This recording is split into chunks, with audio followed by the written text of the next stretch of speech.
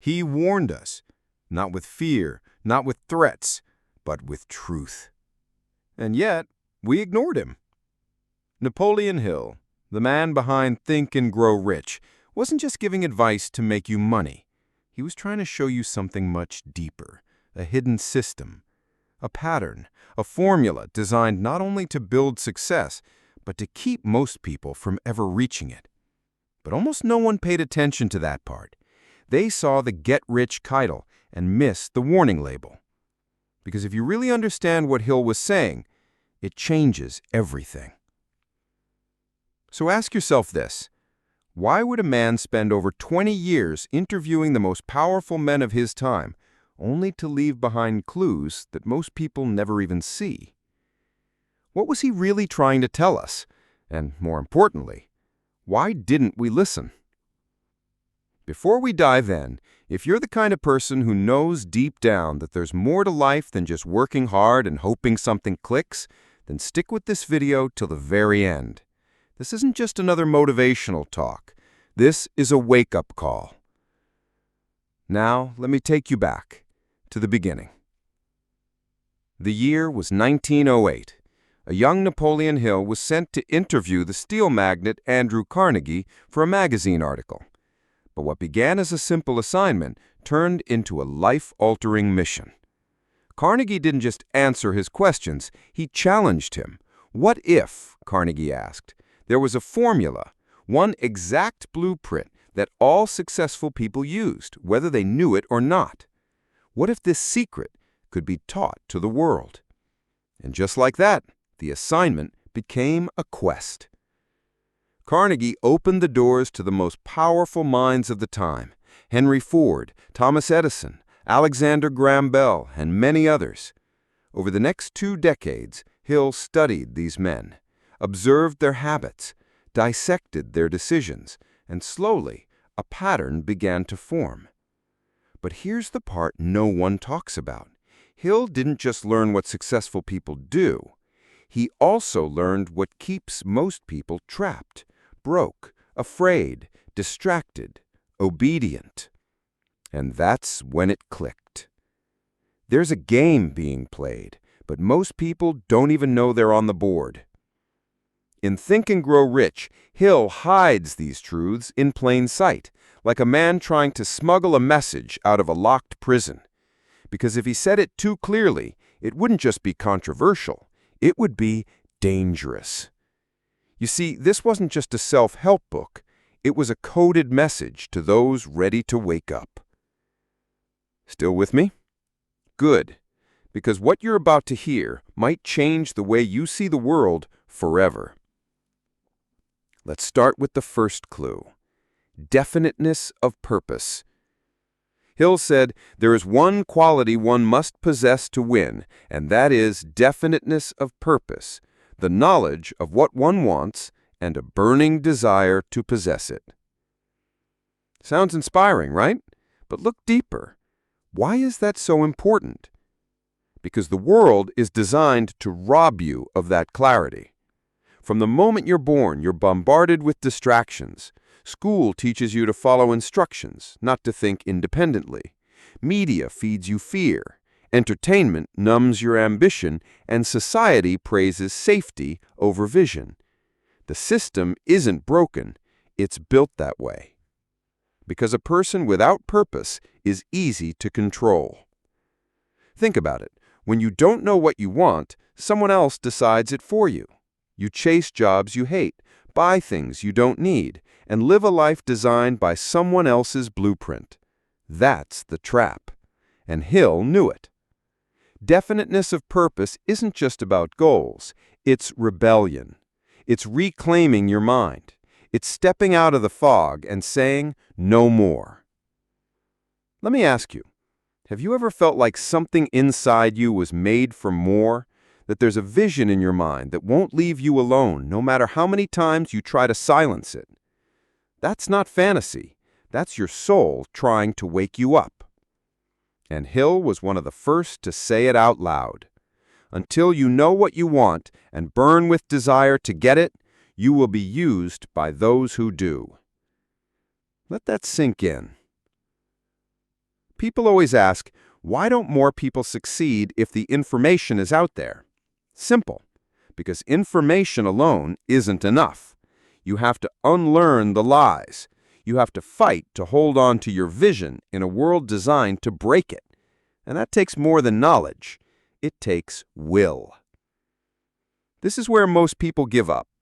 They get excited for a moment. They read the book, watch the video, feel the fire, but then the fear creeps back in. The world pulls them back to sleep, and they forget. That's why Hill's real message isn't about wealth. It's about awakening. It's about becoming the kind of person the system can't control. Someone who knows what they want so clearly, so powerfully, that nothing can stop them. But here's the catch. There's a price to pay. You will lose people. You will be misunderstood. You will face resistance. Because the moment you declare your purpose, you become dangerous. You stop fitting in. You start standing out. And that's when the world tries to pull you back down. Sound familiar? That's why Hill included something else, a warning about an invisible force. He called it drifting. And in part 2, we're going to expose it. But before we go there, here's something important. If this message is resonating with you, don't let it fade. Hit the like button, not just to support this video, but as a personal commitment that you're ready to stop drifting, that you're ready to take control. And drop a comment below. I choose purpose. It might sound simple, but that public declaration could be the first step in reprogramming your mind. Because trust me, what's coming next will shake you. Drifting. That's the word Napoleon Hill used to describe the silent killer of dreams. Not poverty, not failure, not bad luck. Drifting. It's what happens when you don't have a clear purpose and you let life happen to you instead of through you. And what's terrifying is, you might not even know you're doing it. Hill wrote that the majority of people begin to drift as soon as they meet with opposition, and not 1 out of 10,000 will keep on trying after failing 2 or 3 times. Think about that. Not 1 in 10,000. Why? Because drifting feels safe. You avoid pain. You avoid rejection. But you also avoid life. You get a job you don't love, but it pays. You scroll for hours, but it numbs you. You procrastinate on your dreams, but you tell yourself it's not the right time.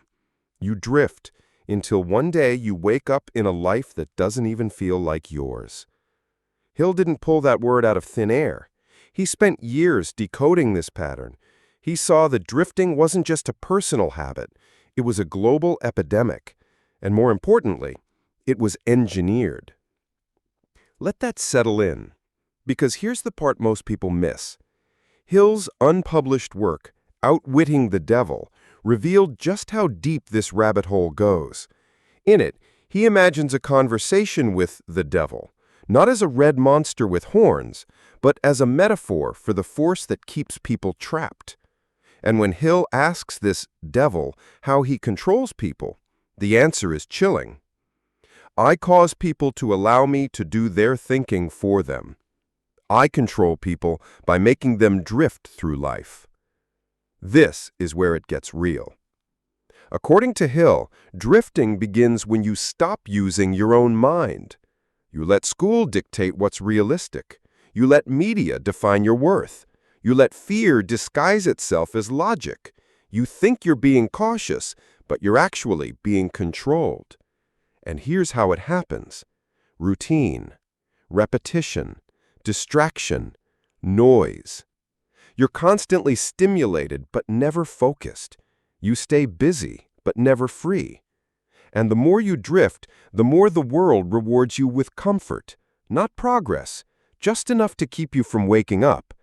You get a paycheck, a weekend, a distraction. But the dream, the fire, the purpose, it dims until it disappears. That's how the system wins. Now, I want you to pause here and really reflect. Are you living in intention or are you drifting? Because once you identify it, you can begin to escape it. And if this is hitting you in the gut right now, good. That means your soul is waking up. That means the spell is cracking. Do not ignore that feeling. If you've ever told yourself, I'll do it later, I'm too tired, what if I fail? Just know that those are the words of the drift, not your destiny. And here's the truth Hill wanted us to hear. You cannot build wealth, impact, or legacy if you're drifting. Success demands clarity. Growth requires conscious rebellion. You must choose your thoughts every day. You must protect your vision like your life depends on it, because it does. So, how do you escape the drift? Hill gave us the answer. Definiteness of purpose, backed by faith and enforced through discipline. It's not sexy, it's not viral, but it works. Because when you know exactly what you want and you act on it daily, you become untouchable. And here's something wild. Hill believed that once you stop drifting and start living on purpose, the entire universe begins to move with you. People call it luck, coincidence, divine timing. But Hill called it the law of cosmic habit force. It's the invisible momentum that forms around someone who is locked on their vision. You felt it before, those times when things just click. That wasn't random. That was alignment. But alignment only comes after intention, after effort, after breaking free of the drift. So here's your challenge. Pick one area of your life where you know you've been drifting. Maybe it's your job, your health, your finances, your relationships, your dreams. Write it down. Name it. Claim it. Then ask yourself, what would it look like to move with definiteness in that area? What small action could you take today, not next week, not someday, to reclaim that part of your life? This is where change begins. And if you're feeling overwhelmed, that's okay. It means you're waking up. Just don't go back to sleep. Hit that subscribe button if you haven't already, because in the next part, we're diving into something even more powerful. We're going to talk about the mastermind principle, one of Hill's most misunderstood teachings and one of the most dangerous ideas ever introduced into personal development. Because when you realize the truth about who you're surrounding yourself with and how it's shaping your destiny, you'll never see your circle the same way again. And one more thing. Drop a comment below that says, "No more drifting." Say it like you mean it. Not for the algorithm, for you. You're not just watching a video, you're rewiring your future. And we're only getting started. There's a hidden law that the wealthy have known for centuries, a secret that turns average people into empires and isolates the dreamers who never learn it. Napoleon Hill called it the mastermind principle. At first glance, it sounds simple. Surround yourself with like-minded people. But that's not what Hill meant, not even close. He wasn't talking about just being around friends who support you or joining a Facebook group with good vibes. He was talking about the creation of power, real power, that only forms when two or more minds unite around a single, definite purpose. When that happens, he said, something third is created. Not you, not them, but a new mind, an invisible intelligence, a source of insight and energy that you cannot tap into alone. This was Hill's nuclear bomb, and he believed it was the true source of all great fortunes. Carnegie had it, Ford had it, Rockefeller, Edison, Schwab. They all knew this law, whether they called it a mastermind or not. And here's what makes this both powerful and dangerous. The mastermind principle always works. The question is, are you using it consciously, or is it using you? Let me explain. Most people think they're thinking for themselves, but in reality, their minds are constantly being shaped by the people around them. You become what you tolerate. You absorb what you hear. You imitate what you see. You want to know someone's future? Look at their circle. If your friends avoid risk, you'll fear action. If your coworkers complain, you'll start to settle. If your family only talks about bills, guess what fills your mind? It's not personal. It's neurological. Your brain is wired for tribal harmony, not for individual greatness. Hill's warning was clear. Your success or failure can be predicted by the minds you associate with daily. But here's the twist he never wanted you to miss. The mastermind doesn't just influence you, it magnifies you. If your purpose is clear and the people around you are aligned, that third mind becomes a force multiplier. Ideas flow, energy multiplies, action becomes automatic, you're lifted. But if your purpose is vague or your circle is toxic, that mastermind becomes your prison. You sink, you doubt, you drift. And worse, you start calling it normal. This is why so many people stay stuck.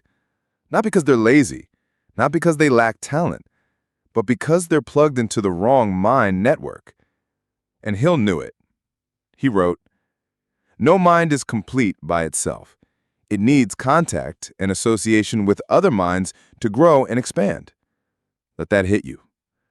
If you're trying to build a better life, but you're doing it in isolation, or worse, surrounded by people who drain your energy, you're climbing with a boulder on your back. That's not just hard, that's almost impossible. So here's the question you need to ask right now. Who is in your mastermind right now? Think carefully. I'm not just asking who's on your phone list. I'm asking, who challenges you? Who believes in your vision before it's proven? Who holds you accountable when you want to quit? Who calls you higher when you play small? If you can't name 3 people, you're building your dream in a vacuum, and you're vulnerable to collapse. Now you might be thinking, I don't have anyone like that. That's okay. Most people don't, yet. But here's what you can do right now. Step 1. Audit your circle. Look at the 5 people you spend the most time with. Ask yourself honestly, are they helping you grow or keeping you small? Step 2. Start curating with intent. Find voices that elevate you. They might be mentors you've never met, authors, podcasts, communities. Even this video is a piece of that mastermind until you find your own. Step 3. Speak your vision out loud. No one can join your mission if they don't know what you stand for. Share it. Own it. Let the right people recognize you, and let the wrong ones walk away. And listen, I know it's scary to let go of people. It hurts to outgrow circles that once felt like home. But Hill said it clearly. Temporary defeat should mean nothing. The only thing that counts is purpose, backed by desire and maintained with persistence. You cannot persist in the wrong environment. You cannot evolve in a cage. And you cannot rise alone. The next level of your life requires a new alliance. And the moment you begin aligning with purpose-driven people, you'll feel it. Suddenly, doubt becomes fuel. Setbacks become stories. And ideas flow faster than you can write them down. That's the mastermind at work. It's not magic. It's mechanics. But you have to build it on purpose. If you're ready to take this seriously, comment below, "I choose my circle." Declare it. Own it. Start shifting your environment today. Because what we're about to uncover in part 4 is even more dangerous. Hill didn't just warn us about drifting or weak associations.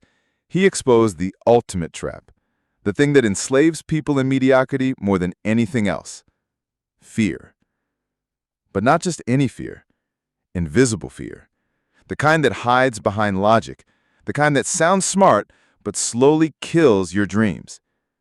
In part 4, we'll break down the 6 hidden fears Hill revealed, how they operate, how they sabotage your life, and how to destroy them before they destroy you. You don't want to miss this.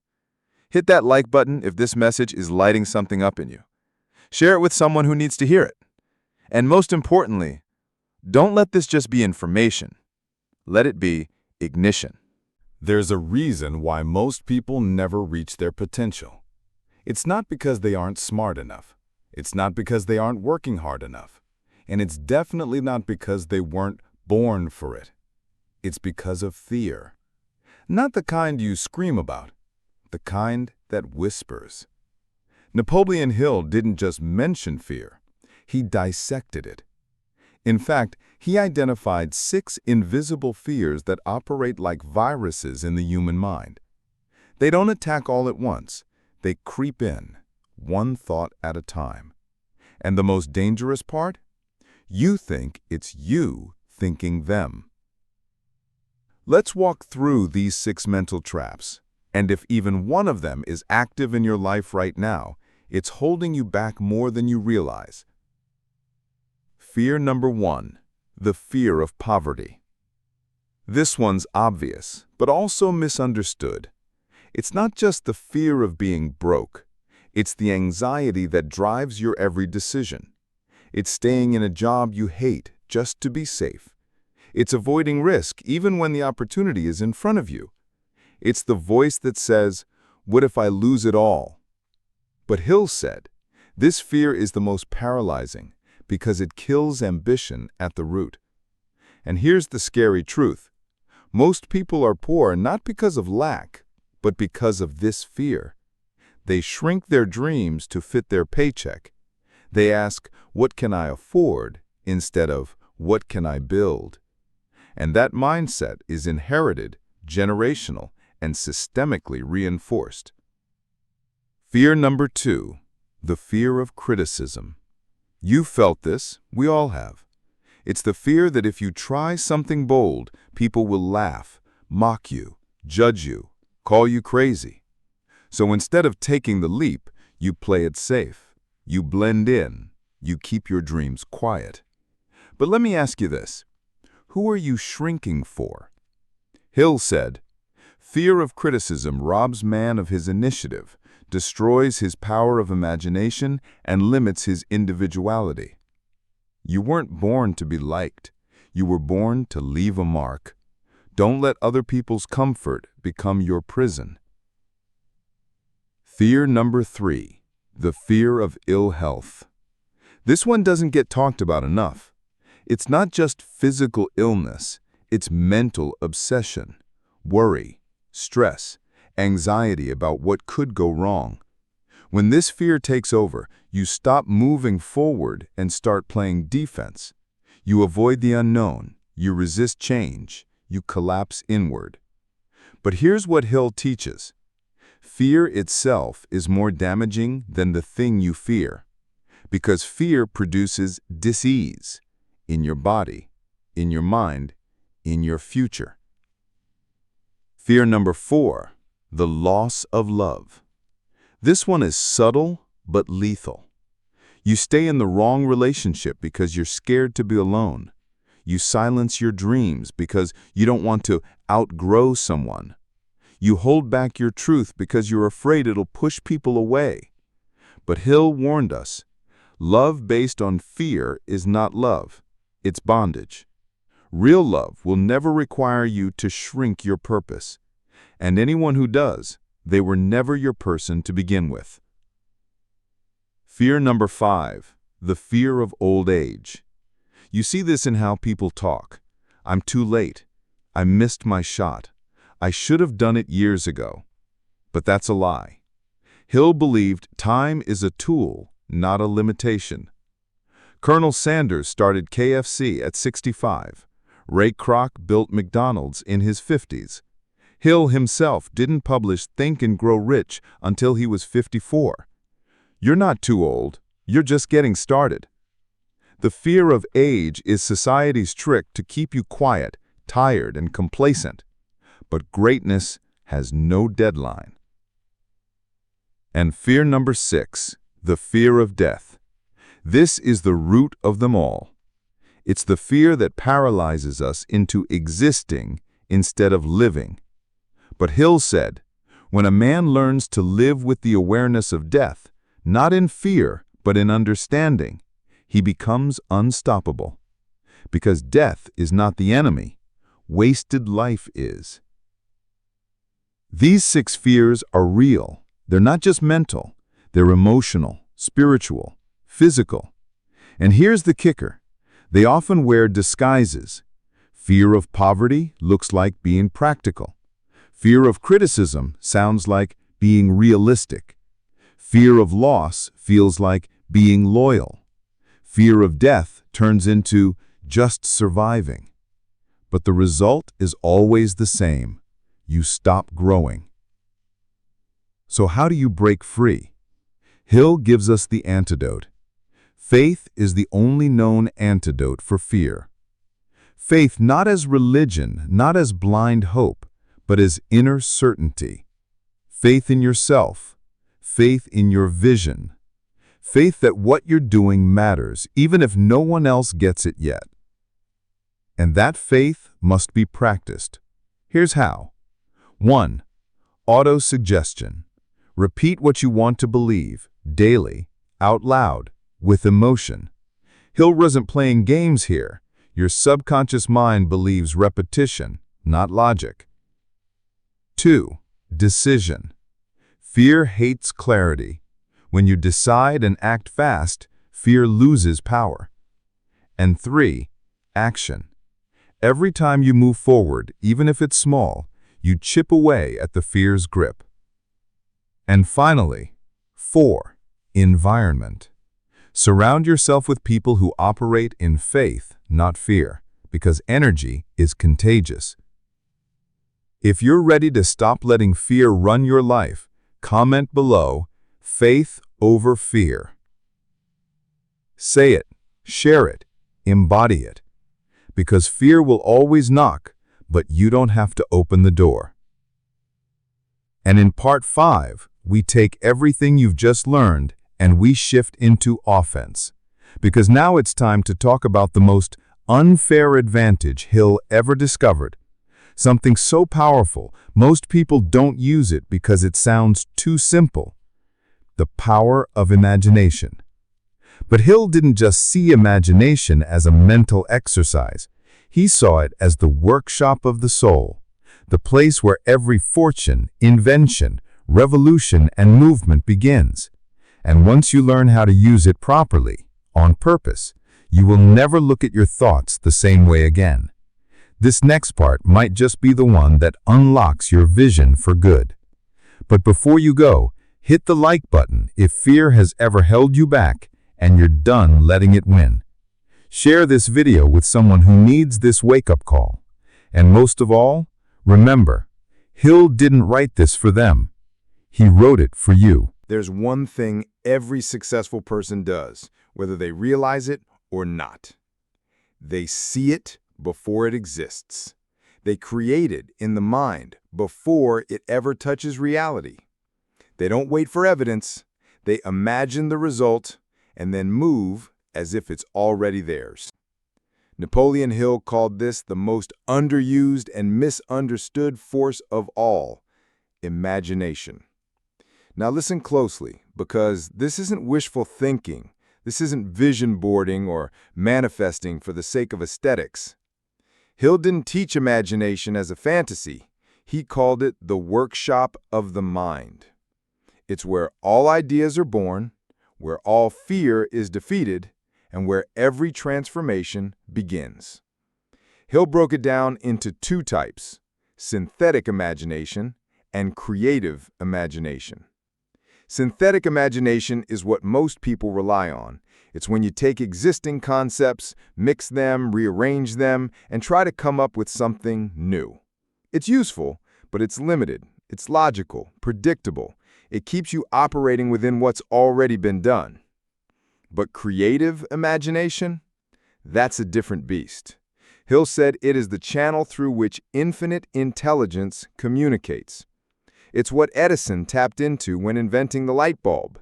It's what Ford used to envision a car that could be mass-produced. It's what Carnegie used to imagine an industrial empire before the first brick was laid. And it's what you were born with. The only problem? You stopped using it. See, children live in the realm of creative imagination. They dream, they build, they pretend, but then they get told to be realistic, to grow up, to follow the rules. And slowly, imagination is replaced by imitation.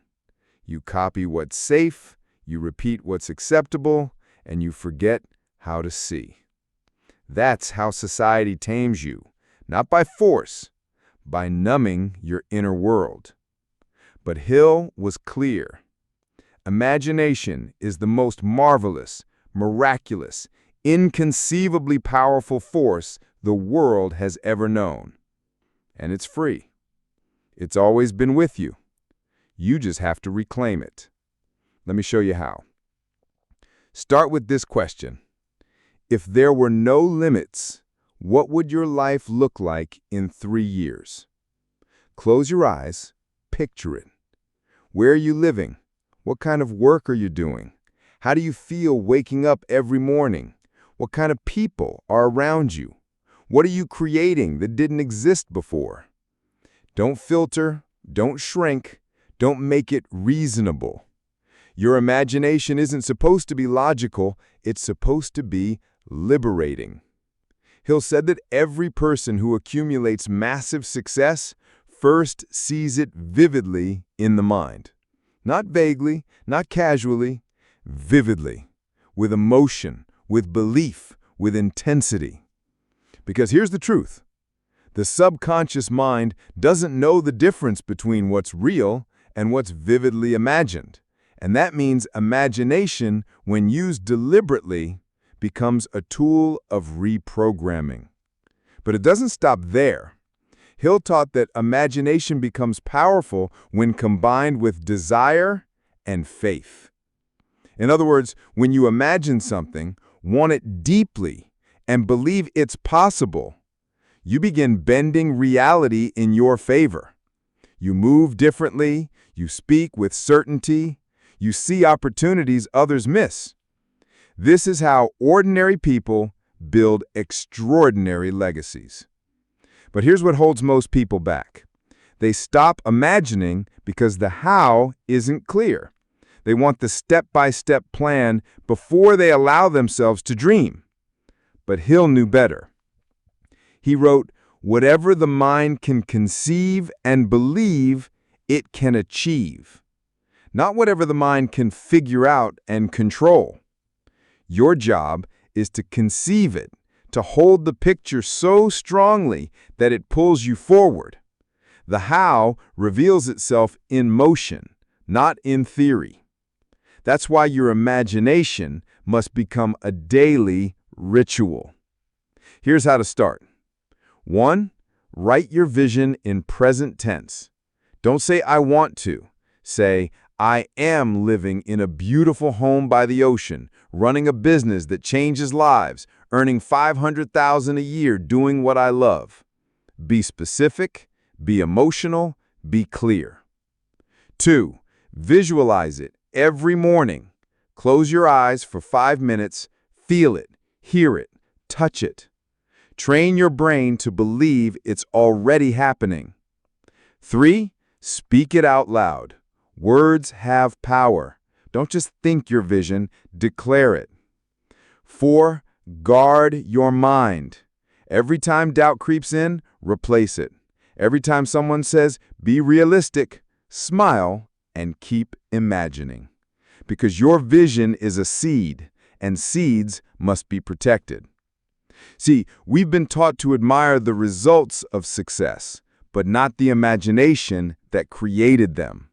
But every great building started in someone's mind. Every song, every movement, every billion-dollar company, all of it imagined before it existed. So what's your excuse? You're not waiting on a plan. You're waiting on permission. And Hill, he already gave it to you. He tried to warn us that the world would crush our imagination if we didn't protect it. So protect it, feed it, use it. And if you're serious about this, I want you to write this in the comments. I choose to imagine big, not small, not safe, big. And say it with your chest. Because in part 6, we're going to take all of this, the purpose, the focus, the imagination, and combine it with the one thing that separates dreamers from builders: decision. Hill called indecision the beginning of failure, and he believed your entire future comes down to how fast and how firmly you choose. If you've been stuck in analysis, fear, or what-ifs, Part 6 is going to hit hard. So before we move on, hit that like button if you're ready to reclaim your imagination. And if you haven't yet, subscribe because the next part is the turning point. This is where we stop talking about potential and we start commanding it. There is a moment in every success story where everything changes. Not when the money comes, not when the world takes notice, not even when the first goal is hit. The shift happens before all of that.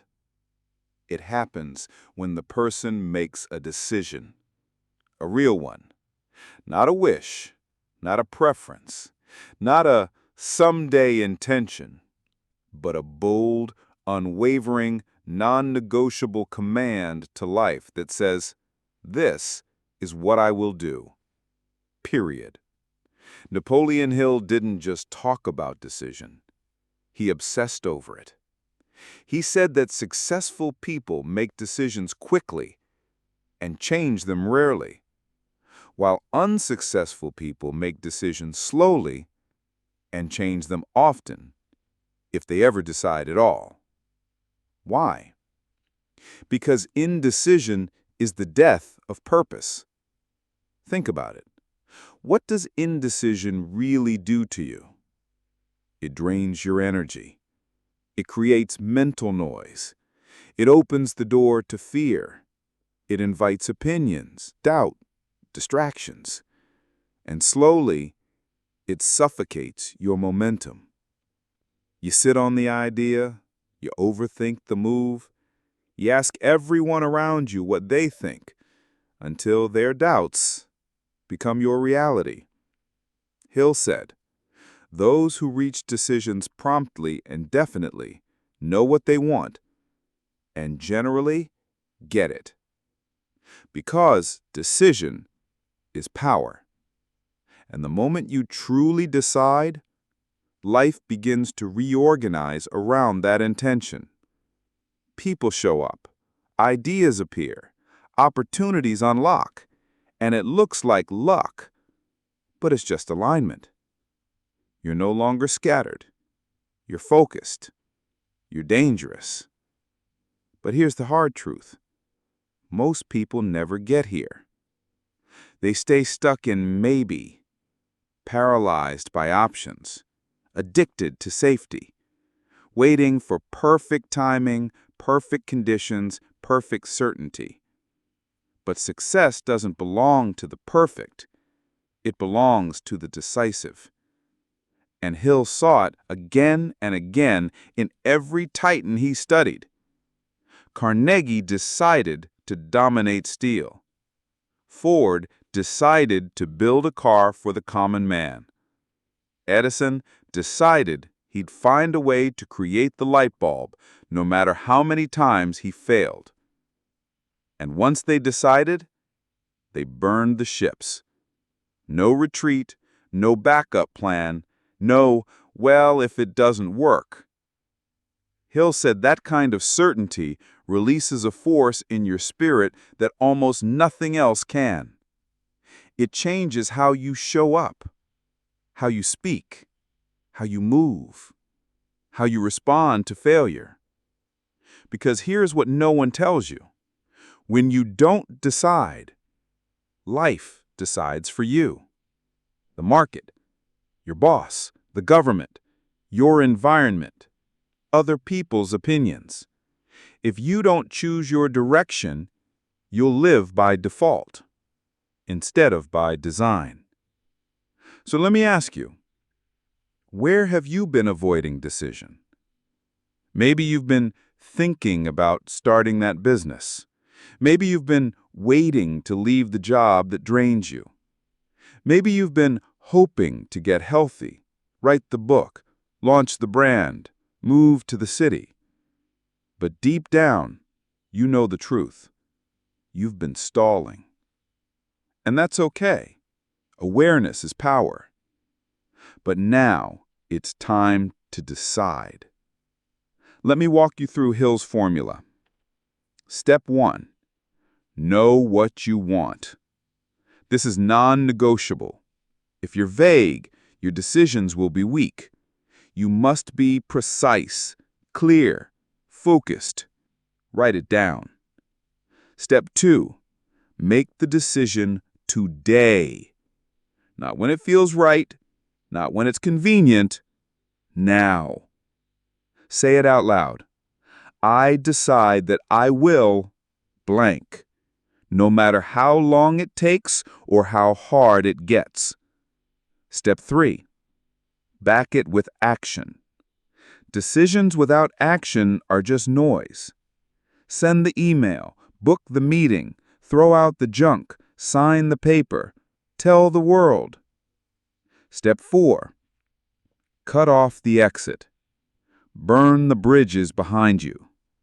If you give yourself an escape plan, you'll take it the first time it gets hard.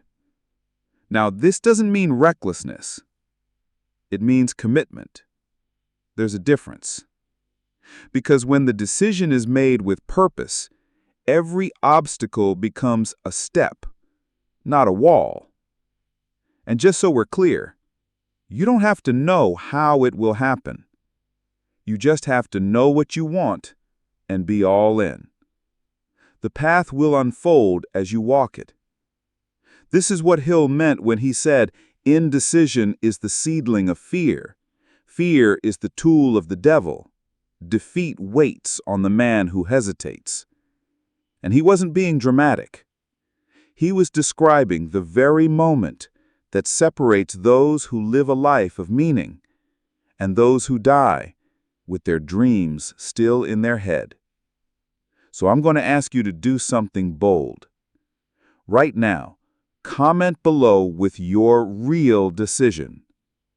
Not the one that sounds good, not the safe one, the one that's been in your heart, haunting you, waiting to be spoken.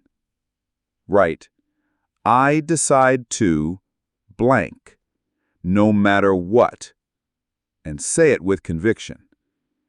Because in part 7, the final chapter, we bring it all together. We'll uncover the most controversial idea Napoleon Hill ever suggested, that you are not waiting on success. Success is waiting on you. And until you become the person who is capable of holding it, it will remain just out of reach. We'll explore the identity shift, the inner standard, and the mindset that turns desire into destiny. If you've made it this far, you're not here by accident. You're ready. So hit that like button if this message is cutting through your excuses.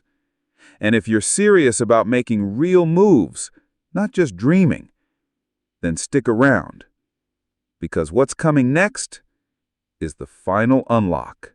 Let's strip away the fluff. If you've made it this far, you're not looking for hype. You're looking for truth. And here it is, the final, uncomfortable, undeniable truth Napoleon Hill tried to make us see. Success doesn't come to who you are right now. It comes to the version of you that you must become. And that is what they never told us. That's what your school skipped, what your job doesn't care about, what society hides behind motivational quotes and surface-level goals. Hill wasn't just writing about money or mindset. He was screaming through every page for us to understand. If you want more, you must become more. It sounds simple, but it's radical. Because most people are trying to get success without transformation. They want the results without the identity shift. They want to win without changing the standard they live by. But Hill made it clear, you can't have $1 million dream with a minimum wage mindset. So let's ask the question that most avoid. Who are you becoming? Not what do you want, not what are your goals. Who are you actually becoming every single day? Because your habits, your thoughts, your choices, those aren't just actions. They're votes for the person you're building. And here's the part that stings. The results you have right now, they match the person you've been. Exactly. Not what you hoped for, not what you said you wanted, what you believed and acted on consistently. Hill said it plainly. Success requires no explanations. Failure permits no alibis. In other words, your life is the evidence. You either built it on purpose or you let it happen by accident. But here's the power in that truth. If you built this reality, you can build a new one. And it starts with your inner standard. Every high achiever Hill studied, Carnegie, Ford, Edison, Rockefeller, they all had one thing in common. They held themselves to a standard that exceeded their circumstances. They didn't wait until they had money to act wealthy. They didn't wait until they had success to move like winners. They decided to raise their standard and then rose to meet it. Most people lower their standards to avoid discomfort. Winners raise their standards to force growth. So here's your challenge. What standard have you been tolerating? Mediocre effort? Toxic relationships? Half-hearted commitment to your goals? It's time to stop adjusting your dreams to match your comfort zone and start adjusting your discipline to match your vision. Because that's what Hill meant by definiteness of purpose. Not just knowing what you want, but becoming the kind of person who is impossible to stop. Let me give it to you raw. If you want to be a millionaire, you must become someone who thinks, speaks, moves, and decides like one. If you want to impact millions, you must become someone whose conviction is louder than their fear. If you want to be free, you must become someone who stops negotiating with the habits that are keeping you in chains. This is the final unlock, the last door Hill left us with. Success isn't an event, it's an identity. And once you take ownership of that identity, everything else begins to chase you. Not because life gets easier, but because you finally become equal to the pressure. So what does that look like in real life? It looks like waking up and commanding your day, not reacting to it. It looks like showing up for your goals whether you feel like it or not. It looks like investing in your growth when no one's clapping. It looks like saying no to distractions, drama, doubt, because you have a mission, and that mission doesn't have time for small talk. This is what Hill meant by faith backed by action. This is what he meant by burning desire. This is what he meant when he said, "You will receive not what you idly wish for, but what you justly earn. Your reward will be in exact proportion to your service." Now I want to bring this full circle. Napoleon Hill tried to warn us. He tried to show us that success wasn't just about money, it was about awakening. He didn't just hand us principles, he gave us a code, a way of thinking, moving, deciding, and becoming that when followed turns any person into a force the world cannot ignore. But most people weren't ready to hear it. They wanted shortcuts. They wanted guarantees. They wanted comfort. But you're still here, and that means you're different. So here's your final decision, because this video doesn't end with inspiration, it ends with ownership. Write this in the comments if you're all in. I am the one, no more waiting, I become it now. Because nobody's coming to save you. The world isn't going to hand you your purpose. You have to take it, claim it, become it. And when you do, when you really lock in, when you finally stop drifting and start deciding, that's when everything changes. This is your wake-up call. This is your permission. This is your proof that you already have everything you need to begin. So stop waiting. Stand up. Get to work. The world is watching. And you were born for this.